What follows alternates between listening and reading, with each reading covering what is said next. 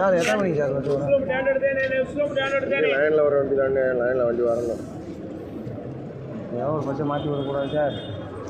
கொஞ்சம் சொல்லியிருக்கேன், அப்புறம் வந்து திரும்ப திரும்ப மாற்றி விடுறதுண்டா. அப்புறம் மாறினா சார் ஒரு 10 நிமிஷத்தில் 10 பஸ்ஸு போயிடுச்சு. பழனிக்கு மட்டும் பஸ் இல்லை.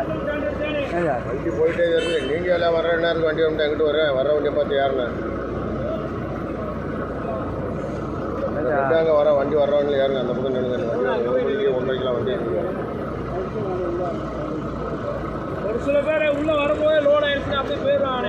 இல்லை டிகேடி 1 மணிக்கு தான் வரும். இன்னைக்கு வேமா போயிடுச்சு. அதுக்கு இடையில போயிட்டே தானே இருப்பாங்க. அண்ணே ஒன்றும் இல்லை, 12:15 ஒரு கவர்மெண்ட் பஸ் இருக்குது, அது வரவே இல்லை. 12க்கு 1 இருக்குது, அதுவும் வரவே இல்லை.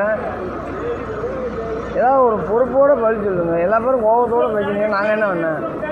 பகல் டைம் கிடையாது. வண்டியை உடனே கூப்பிட்டு நாங்கள் மாதம் வந்துக்கிட்டே இருக்கோம். ஒரு வண்டியை வாங்க பண்ணி பகல்னா ரொட்டேஷன் ராத்திரியில் அதில் பூரா வண்டியாக ஒன்றும் கிடையாது.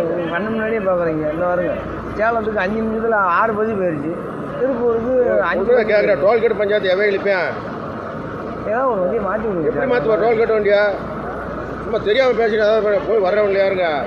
டோல்கேட் பஞ்சாயத்து இருக்குது. அப்புறம் அதை விட்டு சும்மா போட்டுக்கிட்டேன். வண்டியை மாற்ற எங்கிட்ட மாற்ற முடியாது. டோல்கேட் பணம் கட்டுற யார்?